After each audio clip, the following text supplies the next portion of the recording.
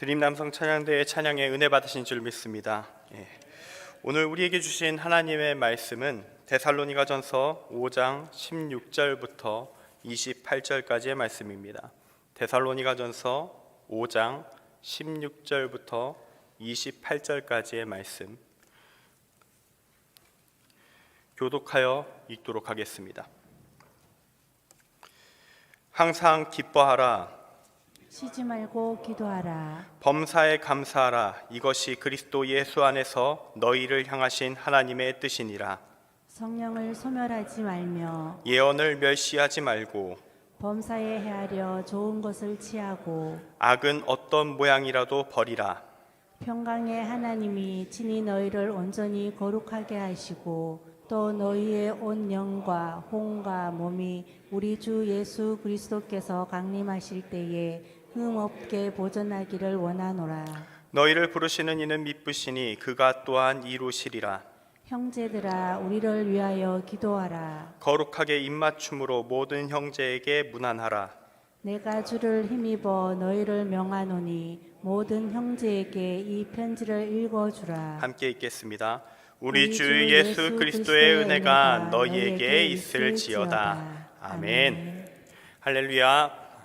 오늘 금요 성령 기도에 나오신 여러분들 모두에게 주님의 은혜가 충만하게 임하실 줄 믿습니다. 오늘 말씀의 제목은 구원받는 그리스도인의 길, 구원받는 그리스도인의 길입니다. 오늘 우리가 읽은 이 말씀은 크게 셋으로 구분하여서 읽을 수 있습니다. 첫 번째 부분은 16절부터 22절까지의 말씀이고, 두 번째 부분은 23절부터 24절까지, 그리고 세 번째는 25절부터 끝에 28절까지의 말씀입니다. 오늘 이 세 단락이 가지고 있는 각각의 메시지가 있습니다. 그리고 그 메시지를 하나로 묶어내었을 때 오늘 말씀의 제목 구원받는 그리스도인의 길이 나오게 되는 것입니다. 지금부터 오늘 본문의 이 말씀의 메시지를 하나씩 풀어가는 시간을 가질 것입니다. 그 가운데 우리를 향한 하나님의 뜻이 전해지는 은혜가 우리 가운데 내려지기를 간절히 소망합니다. 오늘 말씀해 주는 첫 번째 메시지는 주님 안에 있을 때 우리가 거룩해질 수 있다. 주님 안에 있을 때 우리가 거룩해질 수 있다는 것입니다. 우리는 이 데살로니가전서 5장 16절부터 28절까지의 말씀에 꽤 익숙합니다. 항상 기뻐하라, 쉬지 말고 기도하라, 범사에 감사하라. 찬양의 가사로도 들어있는 말씀이죠. 그리고 참 쉽게 읽힘에도 불구하고 제대로 받아들이기는 참 어려운 말씀이기도 합니다. 우리가 어떻게 항상 기뻐할 수 있을까요? 이 세상에 참 힘든 일들, 고통스러운 순간들이 얼마나 많은데 어떻게 항상 기뻐할 수 있을까요? 우리가 어떻게 쉬지 말고 기도하는 것이 가능할까요? 이 땅에서 생존하기 위해서 기도 외에 해야 할 일이 얼마나 많은데 우리가 모든 순간 기도만 하고 살 수 있겠습니까?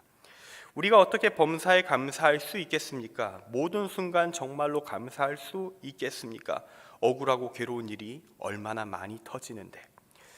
그래서 이 말씀을 읽는 사람들 중에 일부는 하나님께서 내게 비현실적인 것을 요구하신다 그러면서 말씀을 딱 읽고 좋은 말씀이다 하지만 못할 일이다 그러고 흘려버리곤 합니다.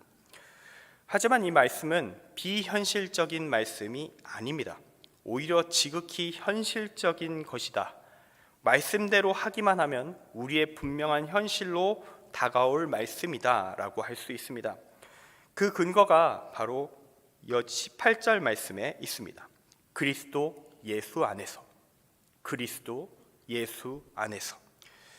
이 모든 것, 항상 기뻐하고 쉬지 말고 기도하고 범사에 감사하는 것은 우리가 그리스도 예수 안에 있다면, 진실로 주님을 믿어서 주님 예수 그리스도의 존재 안에 내가 들어가 있다면, 주님의 말씀과 가르침, 그분의 삶 자체에 정말로 내 몸과 영혼이 완전히 전체가 적셔진 상태에 있다면 가능한 일이 될 것입니다.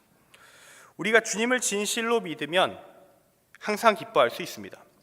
고통 속에서도 죽음의 순간에도 기뻐할 수 있습니다. 왜냐하면 그 아픔으로 인해 내 인생이 끝장나지 않을 것을 알기 때문입니다. 영원한 생명, 부활의 구원을 약속받은 자는 믿음의 길을 걷는 과정 속에서 발생할 수 있는, 또 발생하게 되는 모든 시련을 기쁨으로 이길 수 있습니다. 원리상으로, 믿음의 원리상으로 분명히 가능합니다. 근데 이 이론이 역사 속에서 실제로 증명된 사례들이 있습니다. 그 증명된 사례들이 있기 때문에 지금까지 기독교가 존재하고 있기도 합니다. 초대교회의 순교자들, 그들의 삶은 이 세상의 관점으로 볼 때 그 어디에도 기쁠 일이 없어 보입니다. 감사할 일도 없어 보입니다. 박해가 심할 때 믿음 그 자체의 이유만으로 강제 개종을 위한 각종 고문과 죽음을 강요당했었던 그때 그리스도인들의 삶 속에서 세상이 갖고 있는 그 기준으로서의 기쁨과 감사는 있을 수가 없습니다. 그러나 그들은 그때의 고통을 기쁨으로, 감사함으로 인내하며 받아들였습니다. 그들은 오늘 읽은 말씀을 허공을 치는 소리가 아니라 정말로 마음에 새겨서 믿음으로 실행에 옮긴 것입니다. 이 모든 고난이, 고통이 믿음을 지키는 과정 속에 있는 것이라면, 부활에 이르는 과정 속에 있는 것이라면 기뻐하고 감사하며 즐거워할 일이 아닌가. 이것이 바로 순교자들의 신앙, 기독교의 근본을 지켜낸 사람들이 가지고 있었던 모범적인 신앙의 모습이었습니다. 이 믿음이 있을 때에 우리는 하나님께 쓰임받는 자가 될 수 있습니다. 의인이 될 수 있습니다. 예수님과 같은 희생의 사랑을 품을 수 있는 사랑의 실천자가 될 수 있습니다. 이게 그냥 초대교회에서만 있었던 일은 아닙니다. 한국교회, 우리 똑같은 한민족에게도 이제 일제강점기 때, 그때 복음을 지키기 위해서, 또한 독립운동을 하면서 수없이 많은 일제에 붙잡혀서 고문을 당하면서, 특히 기독교인들은 제1번 타겟이 되었습니다. 그때 정말 극심한 고문 속에서 그들은 믿음을 버릴 것을 요구받았습니다. 왜냐하면 기독교인들은 서양의 열강들과 어떻게든 연관성이 있겠지, 연결고리가 있겠지, 이들을 통해서 현재 갖고 있는 식민 지배에 방해가 될 수 있는 요소들이 발생할 것이다. 그러므로 이들의 믿음을 버리게 하는 것이 첫 번째 조건 중 하나였던 것이죠. 고문을 가하는. 그래서 끊임없이 배교의 요구를 당했었던 것이 당시의 그리스도인들, 독립운동가들이었습니다. 그렇게 치열하게 싸워서 그 고문 속에서 믿음을 지키고 정말로 성경에 나왔었던 그 순교자들의 그 믿음을 본받아, 스데반의 믿음을 본받아 그 순간을 이겨냈었다는 신앙의 고백들이 우리의 한국교회의 역사 속에서 이미 살아 숨쉬고 있습니다. 옛날에 서양의 로마 제국의 순교자들만 했던 것이 아닙니다. 한국교회의 역사 속에서 이미 그 일을 행하신 분들이 있기 때문에 지금의 한국교회가 존재하고 있다라고 말할 수 있습니다. 우리는 그 믿음의 후예이기에 우리 역시 이렇게 말할 수 있습니다. 나 역시 할 수 있습니다. 우리의 믿음의 선조들이 했었던 것, 나 역시 할 수 있습니다. 우리에게 그렇게 도전할 수 있는 믿음이 우리 가운데 살아날 수 있기를 간절히 소망합니다. 이 끊어지지 않는 기쁨, 그 감사, 그 삶의 원동력이 되는 것이 바로 쉬지 않고 기도하는 삶입니다. 여기서 쉬지 말고라는 말을 시간의 투입이다 라는 단순한 개념으로 이해하면 오해가 발생합니다. 여기서 쉬지 말고 기도한다 라는 말은 나의 24시간 전체를 기도 시간으로 바꾸라 라는 것이 아닙니다.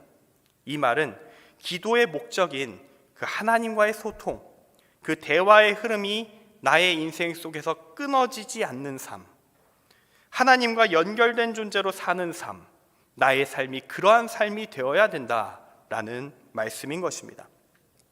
그리고 여기서 이 기도하라는 말씀이 기쁨과 감사 사이에 존재합니다.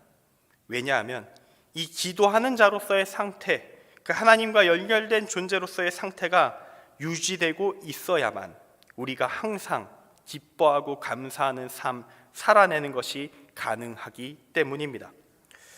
물론 이러한 존재로서의 변화, 하나님과의 이 항구적인 연결을 유지하기 위해서는 우리의 시간을 일정 정도 분명하게 기도 시간으로 분배하는 것이 필요합니다. 나의 최선을 다해 주님께 기도 시간을 따로 쪼개내야 하는 것입니다. 어떤 사람이 나는 기도의 존재가 되었다, 모든 순간 하나님과 난 연결된 존재다, 그러므로 나는 기도할 필요가 없다, 이렇게 말한다면 그의 믿음은 분명히 가짜입니다. 왜냐하면 성경 말씀에 사실 제일 기도할 필요가 없으신 분이 계시거든요. 바로 예수님이십니다. 하나님이 이 땅에 인간의 모습으로 내려오셨는데 그분이 무슨 기도를 하겠습니까? 사실 원칙적으로 그냥 원리만 봤을 때는 기도하실 이유가 전혀 없으신 분이 그분이신데, 그분은 따로 시간 내셔서 누구보다도 열정적으로 정확하게 기도하셨습니다. 수시로 기도하셨습니다. 그렇게 왜 기도하셨는가? 인간들에게 알려주기 위함이었습니다. 인간이 자신의 한계를 뛰어넘어 하나님과의 연결을 유지하며 살아가려면 기도의 시간을 내어 주님과 수시로 연결되어야 함을, 그러한 시간을 준비하고 있어야 함을 가르쳐 주시기 위하여 예수님도 기도하셨습니다. 가장 기도할 필요가 없으셨던 분조차 사람으로 이 땅에 계실 때 기도를 멈추지 않으셨다는 것을 우리는 꼭 기억할 필요가 있습니다. 우리 중 예수님보다 나은 인간은 존재하지 않습니다. 당연히 우리는 모두 기도의 시간을 따로 내어야 할 것입니다. 오늘 이 자리 금요 성령 기도회에 오신 분들께서는 모두 그 시간을 준비하신 분들이라 생각됩니다. 오늘 이 자리에서 기도하는 가운데 하나님과 연결되는 그 은혜가 있을 줄 믿습니다. 구원의 기쁨과 감사가 살아있는 참된 믿음으로 세상과 싸워 승리하며 살아갈 수 있는 그 힘, 주님께서 부어주실 줄 간절히 소망합니다. 이어지는 19절부터 22절까지의 말씀, 이 말씀은 그리스도 예수 안에서 우리를 향한 하나님의 뜻을 깨달은 그 믿음의 사람들이 어떠한 삶을 살게 되는가, 그것을 서술해주고 있습니다. 성령을 소멸하지 말며 예언을 멸시하지 말고 범사해하려 좋은 것을 취하고 악은 어떤 모양이라도 버리라. 이 모든 삶의 모습을 하나로 압축하면 거룩한 삶을 살라라고 풀 수 있겠습니다. 우리가 이러한 믿음 가질 수 있기를 소망합니다. 우리 모두가 참된 믿음 안에서 기도의 삶, 주 하나님과 연결된 삶을 살아 항상 기뻐하고 감사하며 말씀대로 사는 자, 성령 하나님의 인도하심을 받아 온전한 의인의 삶 살아낼 수 있는 그리스도인, 끝까지 구원의 길 놓치지 않는 거룩한 자들 되기를 간절히 바라고 기도합니다. 오늘 말씀이 우리에게 주는 또한 두 번째 메시지가 이어서 나옵니다. 믿음의 길을 걷는 자는 하나님이 도우신다.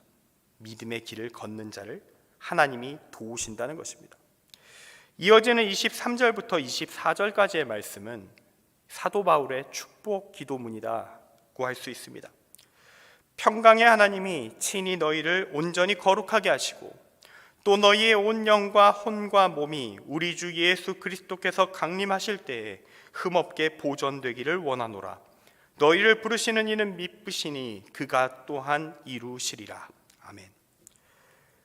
하나님께서 우리의 믿음의 삶을 온전하게 하실 수 있기를 도와주시기를, 그렇게 마지막 때에도 구원에 이를 수 있는 상태, 흠없는 상태이기를 간구하는 사도 바울의 기도입니다. 그런데 이 말씀 중에서도 때로 오해를 사곤 하는 구절이 한 부분이 있습니다. 그것은 바로 24절 말씀에 있는 그가 또한 이루시리라 라는 부분입니다.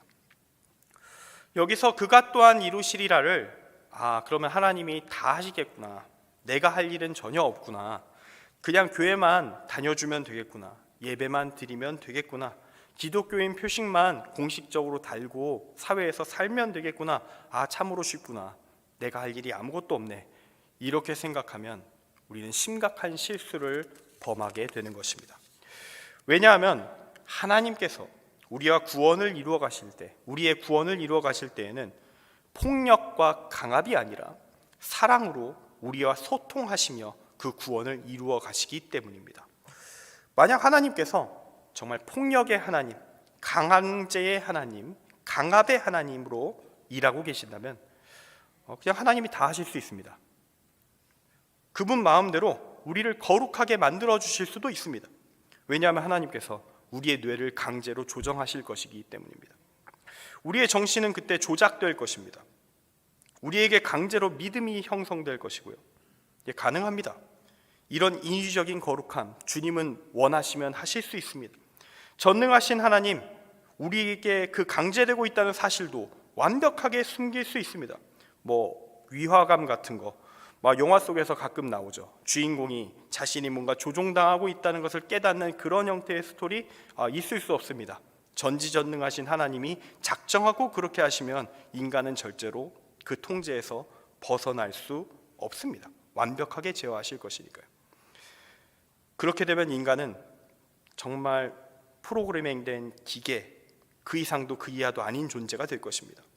우리의 생각은 자유롭다고 생각되지만 실제로는 전혀 자유롭지 않은 제한된 존재로 살아가게 되겠죠. 여러분은 이러한 하나님을 정말로 원하십니까? 하나님이 다 하시면 이런 일이 벌어질 수 있습니다. 우리는 보통 이런 존재를 향해 하나님이라 부르지 않습니다. 우리는 그를 악마라 부릅니다. 우리가 믿는 하나님은 전지전능하시기만 한 분이 아니십니다. 그분은 선 그 자체이시고 선악의 기준이 되시며 사랑의 하나님이십니다. 사랑이신 그분은 우리와 소통하십니다. 대화하십니다. 우리를 바른 길로 이끌어 가시기 위해서 우리를 포기하지 않고 사랑하십니다. 요한복음 13장 34절 말씀에 새 계명을 너희에게 주노니 서로 사랑하라. 내가 너희를 사랑한 것 같이 너희도 서로 사랑하라. 아멘. 이 말씀처럼 하나님은 우리와 사랑의 관계를 맺으며 일하십니다. 우리의 의지를 존중하시고 우리가 잘못된 길을 걸어갈 때 슬퍼하시고 때로 올바른 길로 이끌기 위해 매가 필요하다면 눈물을 흘리며 매도 드십니다. 우리 인간 부모의 매는 사랑도 담기지만 때로는 감정도 담기죠. 그게 어쩔 수 없는 인간의 한계입니다. 하지만 하나님의 사랑의 매는 그렇지 않습니다. 우리를 온전한 길로 이끌길 원하시는 그 사랑만이 그 안에 있습니다. 사도 바울은 이 기본적인 하나님에 대한 이해, 그리스도인이라면 가져야만 하는 그 하나님에 대한 근본 이해, 사랑의 하나님, 그 사랑의 하나님이 우리와 함께 하시고 이루어 가신다 라는 걸 전제를 두고서 그가 또한 이루시리라 라고 말하고 있다는 것을 우리는 깨달아야 할 것입니다. 그런데 만약 우리가 이 기본적인 사항, 그리스도인이 가져야 될 기본 상식, 이 사랑의 하나님에 대한 이해를 놓친 채 말씀을 읽게 된다면, 그가 또한 이루시리라를 그렇게 읽게 된다면 성경을 잘못 읽게 될 것입니다. 어쩌면 그러한 잘못 읽음이 의도적으로 이루어질 수도 있습니다. 우리는 편하고 싶은 마음이 있습니다. 진실을 외면하고 싶은 마음이 있습니다. 적당히 아무것도 하지 않은 채 하나님이 다 하신다고 생각하면 얼마나 편해지는지요. 그러나 그 편함을 선택하여 지옥에 떨어지게 된다면 영원히 구원으로부터 멀어지게 될 흠결을 내 안에 새기는 행동이라고 한다면 어떻게 해야 할까요? 우리는 절대로 그때 편함을 선택해서는 안 될 것입니다. 우리는 우리를 통제하고 조작하는 하나님이 아니라 우리를 사랑하시는 그 하나님을 믿어야 할 줄 믿습니다. 그리고 우리를 향한 그 하나님의 사랑에, 그 무한하신 사랑에 비하면 한없이 부족하여, 이게 사랑이라고 하기도 부족하고 말할 수 없겠지만 나의 사랑으로, 나의 헌신으로 응답할 수 있어야 할 것입니다. 그것이 바로 우리를 향하신 하나님의 뜻입니다. 주님은 우리를 도우십니다.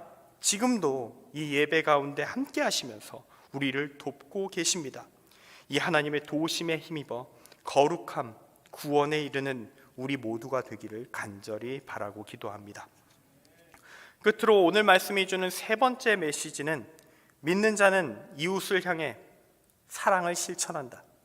믿는 자는 이웃을 향해 사랑을 실천한다는 것입니다.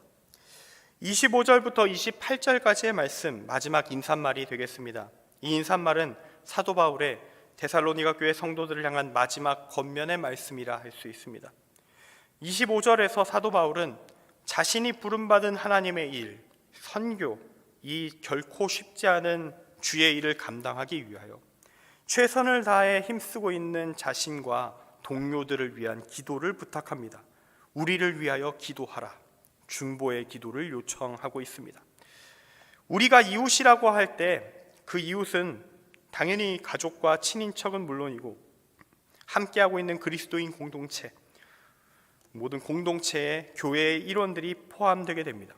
그리고 각자의 삶의 자리에 있는 이웃들이 있겠죠.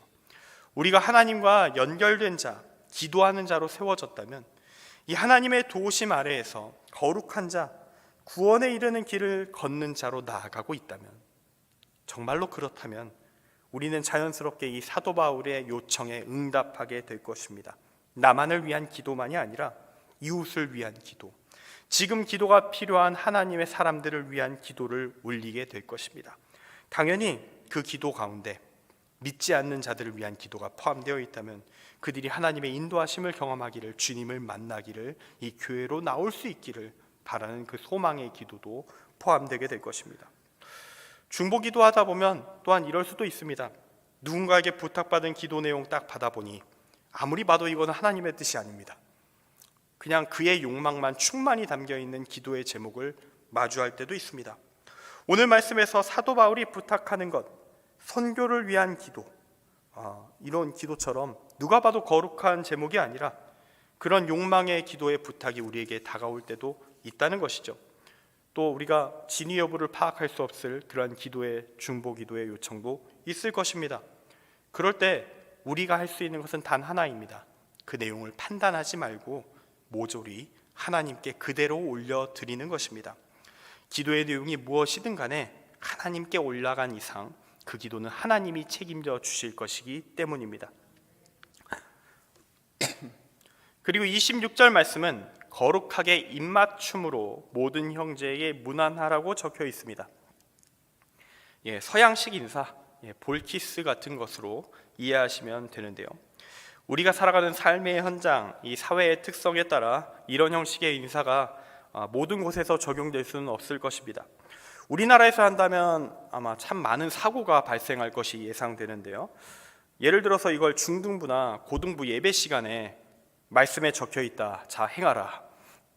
지금부터 실천하라. 자, 옆에 있는 친구들에게 다 함께 입맞춤으로 문안하십시오 하면 사고 날 겁니다. 큰일 날 겁니다. 말씀을 적용할 때도 잘 적용해야 된다라는 것을 함께 느낄 수 있는 대목이죠. 그래도 형식 그대로를 가져올 수는 없어도 의미는 가져올 수 있지 않을까요? 거룩하게 입맞춤으로 모든 형제에게 문안하라. 서양식 인사 볼키스, 인사법 중 하나입니다만 분명 거기서도 마구잡이로 모든 사람에게 하는 인사는 아닙니다. 적어도 상호간의 나름대로의 교감과 친밀감이 있어야 서로 당황하지 않고 할 수 있는 그러한 인사법이라 할 수 있죠. 우리 그리스도인들 사이에서 이루어지는 교제, 우리 교회 안에서 이루어지는 교제의 모습은 어떠합니까? 혹시 지극히 제한된 틀 안에 우리의 사랑이 제한되어 있지는 않습니까? 우리는 진실로 모든 형제 그리고 자매들에게 문안하고 있습니까? 이어서 27절은 모든 형제에게 이 편지를 읽어주라고 이야기합니다. 당시에 사도 바울의 편지, 이 편지의 내용은 이 편지를 받은 사람이 있고요. 그 사람이 그 지역교회 대표자 정도 레벨이 됩니다. 그 사람이 이 상당수의 그리스도인들이 딱 모이게 되는 적정한 특별한 시점에 편지를 낭독하는 형태로 그 말씀의 내용이 그들에게 전달되었습니다. 이 27절 말씀은 그 원칙이 전제되어 있습니다. 다만 그 원칙을 따르되 모든 사람이 다 모이는 순간이 있을 수는 없겠죠. 중간중간에 분명히 빠진 사람들이 있습니다. 그 빠진 사람들 한 명도 놓치지 말라고 요청하는 것입니다. 그 누구도 하나님의 말씀을 다 받아야만 한다. 하나님의 사랑의 메시지를 그들 모두가 한 명도 빠짐없이 받아야 한다는 그 바울의 사랑의 마음이 이 안에 담긴 것입니다. 하나님의 뜻으로부터 멀어진 자 있어서는 안 됩니다. 모두가 말씀을 받아야 할 것입니다. 모두가 구원받기를 원하시는 것이 하나님의 뜻이기 때문입니다. 이 말씀은 그 자체로는 교회에 적용됩니다. 교회 공동체, 성도들 모두가 하나님의 말씀을 받아 누려야 된다라는 메시지를 확인하게 되고요. 또한 함께 넓게 보면 전도의 메시지를 이 안에서 발견합니다. 우리 가운데 이미 잃어버린 영혼들이 있습니다. 지금은 하나님으로부터 꽤 멀리 떨어져 있는 지체들이 있습니다. 그들에게도 주의 말씀이 전달되어야 할 것입니다. 그들을 다시 공동체로 돌아올 수 있도록 붙잡아야 할 책임이 우리에게 있다고 오늘 말씀은 말하고 있는 것입니다. 지금 우리의 사랑의 범위는 어디까지 미치고 있습니까? 당신의 이웃은 어디까지입니까? 그 범위가 가족과 친한 친구를 넘어 교회의 모든 형제 자매와 주님을 모르는 세상의 사람들까지 조금씩 확장될 수 있기를 소망합니다. 그들을 위해 기도하고 그들과 사랑의 교제를 나누며 그들 모두에게 하나님의 말씀을 나눌 수 있기를 바랍니다. 그때 우리에게 하나님이 주시는 축복이 넘쳐나게 될 것입니다. 28절 끝절 말씀, 사도 바울의 축복 기도입니다. 우리 주 예수 그리스도의 은혜가 너희에게 있을지어다. 아멘. 이제 말씀을 정리합니다. 오늘 말씀의 제목, 구원받는 그리스도인의 길이었습니다. 말 그대로 길입니다. 그리스도인, 구원받기 합당한 제대로 된 그리스도인은 어떠한 삶을 살아가게 될 것인가? 어떠한 길을 걷게 될 것인가? 우리는 그 길을 지금 말씀을 통해 확인한 것입니다. 이렇게 말씀의 내용을 쭉 풀어낸 지금 이 모든 내용이 우리 말씀을 들은 여러분에게 어디까지 전달되었을까 저는 알지 못합니다. 제 부족함 가운데 주님께서 역사하여 주셨기를 간절히 바랄 뿐입니다. 그래서 지금 저는 오늘 말씀을 이해할 수 있는 가장 중요한 핵심 키워드를 던져드리고 설교를 마치려고 합니다. 그것은 바로 그리스도 예수 안에, 그리스도 예수 안에입니다. 종교개혁자 칼뱅, 그는 그의 책 기독교 강요에서 구원의 예정에 대해 가르칠 때 이렇게 말한 바 있습니다. 상당히 중요한 멘트가 이 안에 담겨 있는데요. 그는 막상 이렇게 오해되고 있지 않습니까? 그는 구원받을 자들이 다 정해져 있다라고, 한 사람 한 사람 다 정해져 있다고 말했다고 오해를 참 많이 받는 분이시죠. 그의 기독교 강요엔 이런 말, 전혀 좀 다른 메시지가 적혀 있습니다. 하나님이 자녀로 삼으신 사람들은 그들 자체로서 선택된 것이 아니라 그리스도 안에서 선택되었다. 기독교 강요에 적혀 있는 말입니다. 그리고 이렇게 적혀 있습니다. 만일 우리가 그리스도와의 친교를 계속하고 있다면 그것은 곧 우리가 생명책에 기록되어 있다는 너무나 분명하고도 확고한 증거가 된다. 우리 모두 끝까지 그리스도 예수 안에 머무르는 삶을 살아갈 수 있기를 간절히 바라고 기도합니다. 그때 오늘 말씀 마지막 절에 축복의 기도가 우리에게 임할 줄 믿습니다. 우리 주 예수 그리스도의 은혜가 너희에게 있을지어다. 아멘. 기도하겠습니다.